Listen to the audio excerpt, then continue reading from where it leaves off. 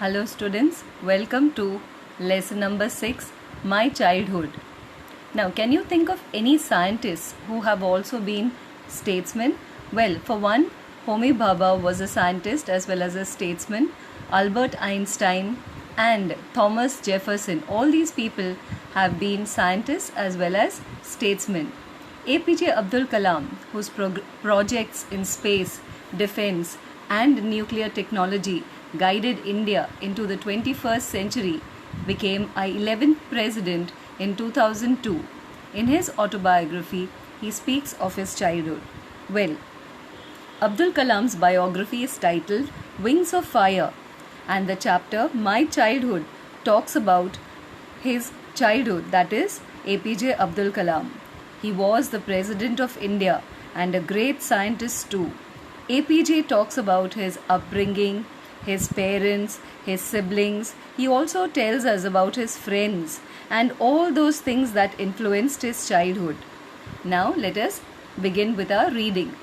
I was born into a middle-class Tamil family in the island town of Rameshwaram in the erstwhile Madras state. My father, Jainul Abidin, had neither much formal education nor much wealth. Despite these disadvantages, he possessed great innate wisdom and a true generosity of spirit. He had an ideal helpmate in my mother, Ashiamma. I do not recall the exact number of people she fed every day, but I am quite certain that far more outsiders ate with us than all the members of our own family put together. Now, the meaning of the word erstwhile is former. So, erstwhile Madras means former Madras state, and innate means inborn. It's a quality or a feeling that is inborn, that you are born, you are gifted with. So, here what we are told is that APJ Abdul Kalam's father's name was Jainul Abidin. He says that his father was not very rich. He did not have much wealth. He was also not very highly educated. But despite all these disadvantages, he had some other qualities. He was naturally very wise and generous. And he also talks about his mother. Her name was Ashiamma, and she used to help his father. She was a great support and help to him. She was very generous and kind-hearted. She used to feed a lot of people. And what he says is that she fed a greater number of people from out than the total number of members in their family. I was one of many children, a short boy with rather undistinguished looks, born to tall and handsome parents. We lived in our ancestral house, which was built in the middle of the 19th century. It was a fairly large pakka house made of limestone and brick on the Mosque Street in Rameshwaram. My austere father used to avoid all inessential comforts and luxuries. However, all necessities were provided for in terms of food, medicine, or clothes. In fact, I would say mine was a very secure childhood, both materially and emotionally. Now, Abdul Kalam says that he had many brothers and sisters, and he describes himself that he had he was short in height and he had very common looks. His looks were not exceptional at all. On the contrary, his parents were very tall and good looking. He said he did not inherit their physical qualities. Then his ancestral house was very old. It was a pakka house. It was built in the 19th century. It was made of brick and limestone, and it was located on the Mosque Street in Rameshwaram. Now, the meaning of the word austere is simple, strict and severe, and secure means safe.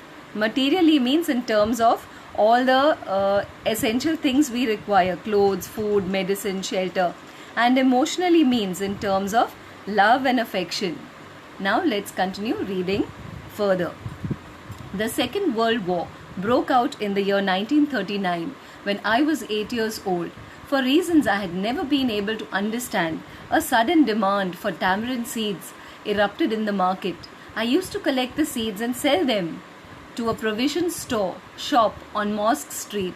A day's collection would fetch me the princely sum of 1 anna. My brother-in-law Jalaluddin would tell me stories about the war, which I would later attempt to trace in the headlines in Dinamani. Our area, being isolated, was completely unaffected by the war. But soon India was forced to join the Allied forces and something like a state of emergency was declared. The first casualty came in the form of the suspension of the train halt at Rameshwaram station. The newspapers now had to be bundled and thrown out from the moving train on the Rameshwaram road between Rameshwaram and Dhanuskodi. Now we will listen to the explanation. APJ's father was a very simple but strict man. He wanted to live his life in a simple way, and he taught his children not to waste money on unnecessary things. APJ says that his father used to avoid any kind of inessential, that means unnecessary comfort and luxuries.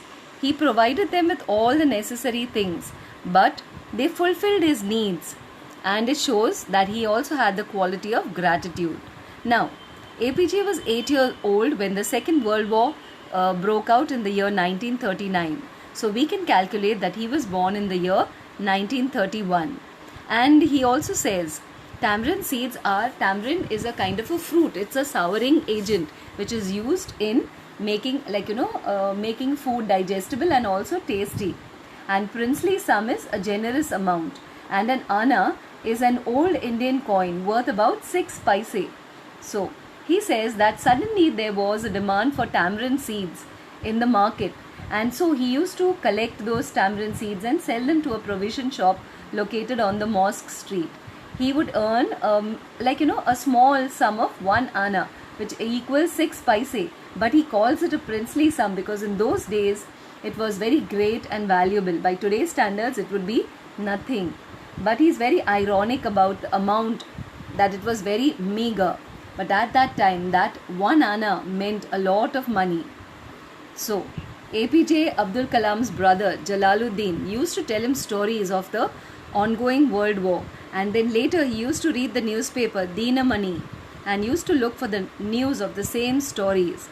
Now, isolated means to be lonely or cut off. Allied forces were the armies of UK, that is United Kingdom, USA and Russia, who were all friends during the Second World War. Now let's continue reading further. That forced my cousins, Shamsuddin, who distributed newspapers in Rameshwaram, to look for a helping hand to catch the bundles, and as if naturally I fitted the slot. So Shamsuddin helped me earn my first wages, and half a century later I can still feel the surge of pride in earning my own money for the first time. Then, every child is born with some inherited characteristics into a specific socio-economic and emotional environment and trained in certain ways by figures of authority. I inherited honesty and self-discipline from my father, from my mother. I inherited faith in goodness and deep kindness, and so did my 3 brothers and sister. I had 3 close friends in my childhood: Ramanatha Shastri, Aravindan and Shiva Prakasan. All these boys were from Orthodox Hindu Brahmin families. As children, none of us ever felt any difference among ourselves because of our religious differences and upbringing. In fact, Ramanatha Shastri was the son of Pakshi Lakshman Shastri, the high priest of the Rameshwar temple. Now we will continue with the reading with the explanation of the lesson. Casualty is loss, suspension is end.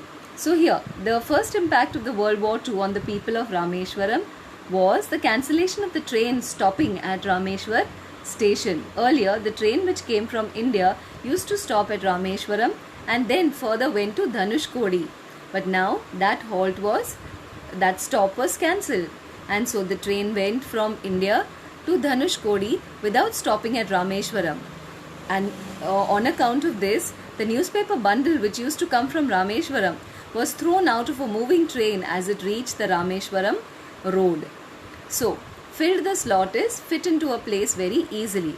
So, APJ Abdul Kalam's cousin Shamsuddin used to distribute the newspapers in Rameshwaram. As the train stoppage was cancelled, The newspaper bundle had to be thrown out of the moving train. He needed someone to help him catch it. APJ helped Shamsuddin by catching the bundle and distributing the newspapers. In return, Shamsuddin paid him a salary which was APJ's first earning. And then he says, pride. The meaning of the word pride is sudden increase in the feeling of satisfaction that you get from your own achievements. Half a century later means later after a period of 50 years. So this incident took place 50 years ago. But even then, when he wrote the book, APJ felt very satisfied and proud of himself. And APJ says that whenever someone earns his own money with his own hard work, he feels the same way that he did. Now let's continue. Okay, so he says that for any child, the figure of authority is his parents, and the next figure of authority can be his teacher, a person who has authority over his child. And APJ says that whenever a child is born, he has certain qualities which he acquires from the elders in his family. That depends upon the social status of the family and the environment at home. So, from his father, he inherited honesty and self-discipline, and from his mother, he inherited faith and goodness and deep kindness towards all human beings. His siblings, brothers and sister also inherited these qualities from their parents. Then he goes on to say that he had 3 best friends during his childhood, and their names were Ramanatha Shastri, Aravindan and Shiva Prakasan. All of them belonged to very strict Hindu Brahmin families, and they were ardent followers, passionate followers of their own religion. As APJ was from a Muslim family, he says that during his childhood, all the children were so close to each other that they never felt they belonged to different religions. They were united in their friendship. Religion was not a barrier in their friendship. Now, let us continue reading. Yes, later he took over the priesthood of the Rameshwaram temple from his father. Aravindan went into the business of arranging transport for visiting pilgrims, and Shiva Prakasan became a catering contractor for the Southern Railways. During the annual Sri Sita Ram Kalyanam ceremony, our family used to arrange boats with a special platform for carrying idols of the Lord from the temple to the marriage site, situated in the middle of the pond called Ramatirtha, which was near our house. Events from the Ramayana and from the life of the Prophet were the bedtime stories my mother and grandmother would tell the children in our family. So now we will continue with the explanation. So here he says, APJ says that his best friend Ramanatha Shastri was the son of Pakshi Lakshman Shastri, the priest of this temple. When the 3 friends grew up, Ramanatha Shastri took the priesthood of the Rameshwaram temple. Aravindan started a business of transporting the pilgrims to and fro from the Rameshwaram temple, and Shiva Prakasan became a catering contractor for the Southern Railways. He was in charge of the catering for the railways. Then, whenever the Sri Sita Ram Kalyanam ceremony used to take place, APJ's family also took part in it. They used to arrange the boats for that ceremony. They used to make a special platform on the boats on which the statue of Ram and Sita were placed and transported from the temple to the marriage site, which was in the middle of the pond named Ramatirtha.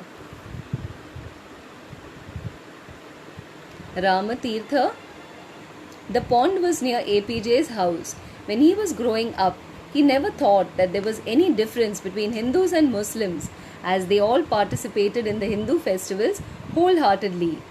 Then APJ also says that as they listened to stories from the Ramayana and from the life of Prophet Muhammad from his mother and grandmother as bedtime stories, so they listened to stories of both Hindu gods and Muslim god. There was no differentiation on the grounds of religion. So, one day, let's continue reading. One day, when I was in the 5th standard at the Rameshwaram Elementary School, a new teacher came to our class. I used to wear a cap which marked me as a Muslim, and I always sat in the front row next to Ramanatha Shastri, who wore the sacred thread. The new teacher could not stomach a Hindu priest's son sitting with a Muslim boy. In accordance with our social ranking, as the new teacher saw it, I was asked to go and sit on the back bench. I felt very sad, and so did Ramanatha Shastri. He looked utterly downcast as I shifted to my seat in the last row, and the image of him weeping when I shifted to the last row left a lasting impression on me. So here, as we can see, that APJ belonged to a Muslim family. He used to wear a cap on his head, and that identified him as a Muslim. His friend Ramanatha Shastri, who was the son of the priest of the Rameshwaram temple, belonged to a Hindu Brahmin family. So he used to wear the sacred thread worn by all Brahmins. When these children were in class 5, a new teacher came to their class, and APJ Abdul Kalam recalls an incident which took place there.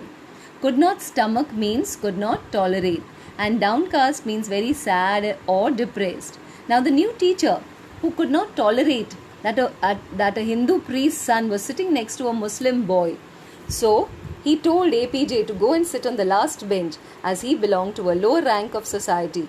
Both the children felt very, very bad. When APJ changed his seat and went back and sat on the last bench, Ramanatha felt very bad, and APJ still remembers the image of his friend Ramanatha crying. It left a lifelong impression on Kalam, one of his friends feeling for him. Now let's continue with our reading.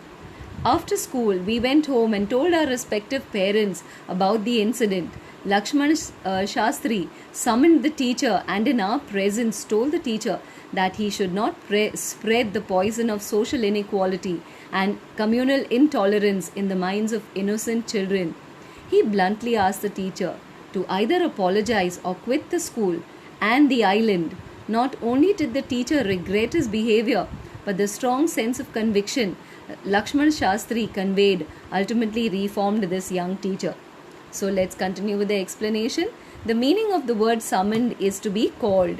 Then bluntly means speaking in a very direct and honest manner, even if it upsets people. To apologize is to seek pardon, to say sorry, and quit means to leave. Conviction is a very strong opinion or a belief, and convey is to communicate.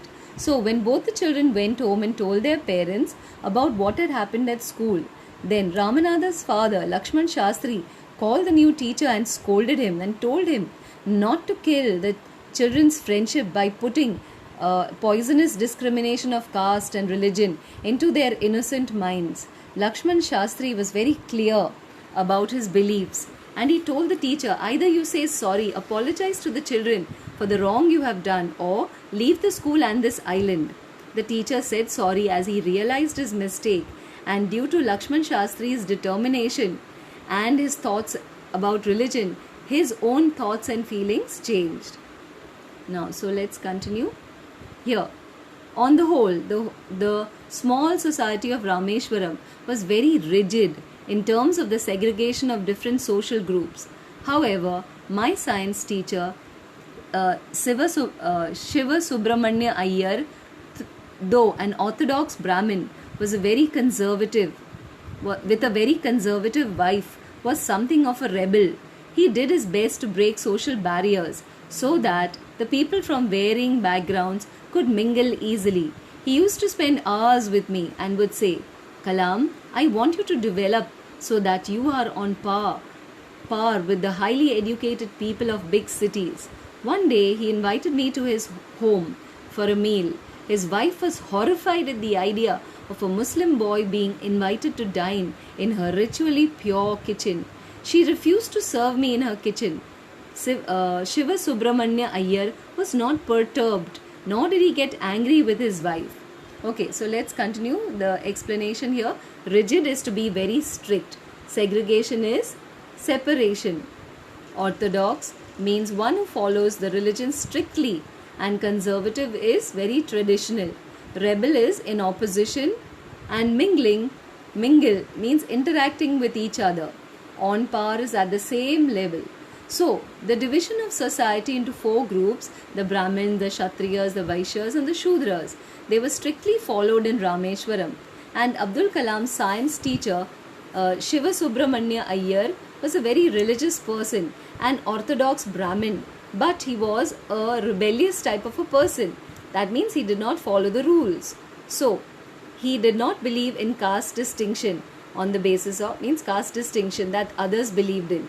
He worked very hard to break these social barriers. He wanted that people of different castes should interact with each other. He encouraged APJ to work hard so he could be at the same level as the highly educated people who lived in big cities. So, one day, Shiva Subramanya Iyer's wife, who belonged to a traditional and very orthodox Brahmin family, she followed the religion very strictly to keep her kitchen pure. No one from an inferior religion was allowed entry into the kitchen. So when Shiva Subramanya Iyer called APJ Abdul Kalam for dinner, his wife feared that a boy would make her kitchen impure, ashuddha. She refused to serve him food in her kitchen, and Shiva Subramanya Iyer was neither upset nor was he angry. He himself served food to APJ and sat down beside him to eat. His wife stood there beside the kitchen door and looked at APJ while he was having food. APJ says that he doesn't think she felt there was any difference in the way he was having his food, or the way he was drinking water, or in the way he cleaned the floor after the meal. So let's continue reading further. He served me with his own hands and sat down beside me to eat his meal. His wife watched us from behind the kitchen door. I wondered whether she had observed any difference in the way I ate rice, drank water, or cleaned the floor after the meal. When I was leaving his house, Shiva Subramanya Iyer invited me to join him for dinner again the next weekend. Observing my hesitation, he told me not to get upset, saying, "Once you decide to change the system, such problems have to be confronted." So when I visited his house the next time, Shiva Subramanya Iyer's wife took me inside her kitchen and served me food with her own hands.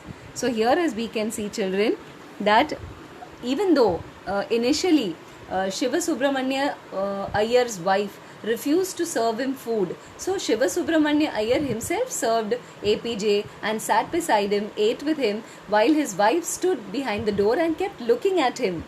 And then she saw that there was no difference in the way he ate his food, drank water, and cleaned the floor after eating his meal.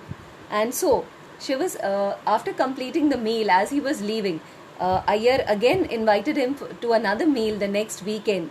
APJ was a little hesitant, and then he told him, "Don't worry, once we decide to change the system, we have to confront all these problems, so don't get worried at all." And so the next time when APJ went to Shiva Subramanya Iyer's house, it was to his pleasant surprise that Iyer's wife herself served him food and stood there while he ate. Now let's continue with the reading. Then the Second World War was over and India's freedom was imminent. Indians will build their own India, declared Gandhiji. The whole country was filled with an unprecedented optimism. I asked my father for permission to leave Rameshwaram and study at the district headquarters in Ramanathapuram. So here, children, as we can see that when APJ was about to leave his house, we finished with all that. When he visited when the Second World War got over in the year 1945, India was about to get freedom, which happened in the year 1947. Then Mohandas Karamchand Gandhi, known as the father of the nation, played a very crucial role in India's freedom struggle. He said that Indians would build their own nation, their own country, and the entire country was filled with hope and happiness. Everyone was experiencing a feeling that they had never experienced before, and everyone was hoping that they would get freedom. So, at that time, APJ asked his father to allow him to go to Ramanathapuram, which was the district headquarters for higher studies. Let's continue reading. He told me, as if thinking aloud, Abul, I know you have to go away to grow. Does the seagull not fly across the sun alone and without a nest? He quoted Khalil Gibran to my hesitant mother. Your children are not your children. They are the sons and daughters of life's longing for itself. They come through you, but not from you. You may give them your love, but not your thoughts, for they have their own thoughts. So, here, when APJ asked his father, when he asked his permission to leave, then his father told him, quoted these words from the poet Khalil Gibran: longing means desire. So, when APJ's mother came to know that he was about to leave home and wanted to go to Ramanathapuram for higher studies, she got very upset. So APJ's father tried to calm her down and told her a few lines from a famous poem titled Your Children, written by Khalil Gibran. Now, the poet said that your children are not your children. They are the children of life. Don't think you can rule over your children. They are a result of life's desire for itself. They have their own thoughts. He asked her to give them freedom to fulfill their thoughts. His own father knew that even birds need their own freedom as they fly thousands and thousands of miles. They leave their nest and go in search of other places. And so he understood his son's desire to leave his home and go for further studies.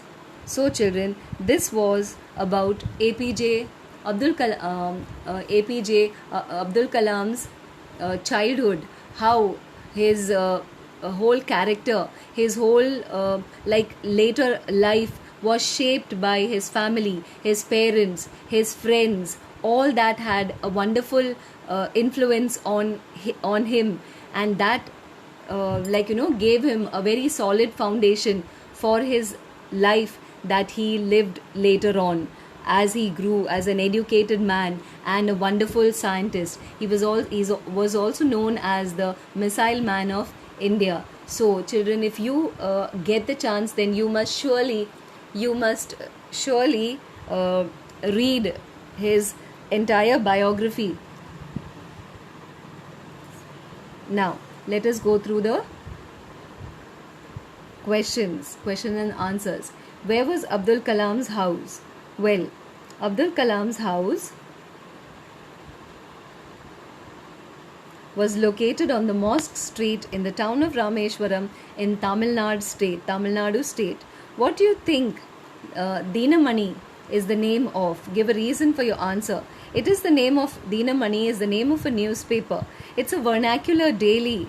That means it is in Tamil language, printed in the Tamil language, and it is a newspaper which comes every day. I think so because he says he traced the stories of the war in the headlines of the Dinamani. Who were Abdul Kalam's school friends and what did they later become? During his childhood, he had 3 friends. They were Ramanatha Shastri, Aravindan and Shiva Prakashan. When they grew up, Ramanatha Shastri became the priest of the Rameshwaram temple. Aravindan started a business of transporting pilgrims to and fro, and Shiva Prakashan became a caterer for the railways. Then, how did Abdul Kalam earn his first wages? Abdul Kalam earned his first wages by catching a bundle of newspapers thrown out from a moving train at the Rameshwaram station. He helped his cousin in distributing newspapers in Rameshwaram. Had he earned any money before that? In what way? Well, when the Second World War started, there was a great demand for tamarind seeds. Kalam would collect them and sell them to a grocery store located on Mosque Street, and he would earn an anna, which was a very meager sum, but for him it was a handsome sum of money. Then, the next question to the first one. How does the author describe his father, his mother and himself? Well, Kalam's father's name was Jainul Abidin. He was not educated, nor was he a wealthy man. Kalam says that despite all these things, his father possessed innate wisdom, honesty and was a very generous man. He did not believe in wasting money on luxuries, but he provided them with all the necessities of life, like food, clothing and medicine. The next question, we continue. Kalam was short and had ordinary looks, while his parents were very tall and good looking. They were handsome. He was brought up in a very secure atmosphere. He grew up to become honest and self-disciplined man. He believed in goodness and deep kindness. Okay, then what characteristics does he say he inherited from his parents? Well, Kalam inherited honesty and self-discipline from his father, and from his mother he got his innate goodness and deep kindness. Now, let us discuss these questions and then write down your answers in 2 or 3 paragraphs. On the whole, the small society of Rameshwaram was very rigid in terms of segregation of different social groups. Which social groups does he mention? Were these groups easily identifiable, for example, by the way they dressed? The social groups mentioned were the Hindu Brahmins, the Muslims. Yes, they could be easily identified by the way they dressed. Kalam was a Muslim boy. He wore a cap which distinguished him from his Hindu Brahmin friends who wore the sacred thread. Were they also aware of the differences, or did they naturally share friendships and experiences? Then, no, they were not aware of any difference. That means they did not practice any difference, But Kalam and the other children listened to bedtime stories from their mother, grandmother. They were both from the Ramayana as well as from the life of Prophet Muhammad. The family participated in Hindu festival of Sri Sita Rama Kalyanam by arranging boats for transporting the idols, the statues, from the temple to the pond located near their house. Then, question number 3. The author speaks both of the people who were very aware of the differences among them and those who tried to bridge these differences. Can you identify such people in the text? Well, the people who were aware of these differences was the young teacher who came to teach Kalam's class in the 5th standard. He ordered Kalam to sit on the last bench as he belonged to a lower caste, and his science teacher Shiva Subramanya Iyer's wife was another orthodox Hindu Brahmin. She refused to serve him food as she felt that his presence would render the kitchen impure. So the people who bridged these differences were Ramanatha Shastri's father Lakshman Shastri and Shiva Subramanya Iyer himself. Lakshman Shastri was the priest of the Rameshwaram temple. He scolded the young teacher and asked him to apologize for sowing the seeds of religious discrimination into innocent minds of the children. And when his wife refused to serve, Shiva Subramanya Iyer himself served food to Kalam and sat beside him to eat, and that reformed his wife. Now the next question. Why did Abdul Kalam want to leave Rameshwaram? Abdul Kalam wanted to leave Rameshwaram and go to Ramanathapuram for higher studies. What did his father say to this? Well, his father said that he knew Kalam had to leave home as he had to fulfill his dreams. He gave the example of the bird, the seagull, which flies endlessly over long distances and does not have a nest too. He pacified Kalam's mother by quoting a few lines from the poem Your Children by Khalil Gibran. He said that her children were not her possession, but were life's desire for itself, life's longing for itself. She should not impose her thoughts on them, but should allow them to fulfill their own thoughts and dreams. Then what do you think the words mean? Why do you think he spoke those words? Abdul Kalam's father's words had a very deep meaning. He inspired Kalam to follow his dreams, to fly high like the seagull.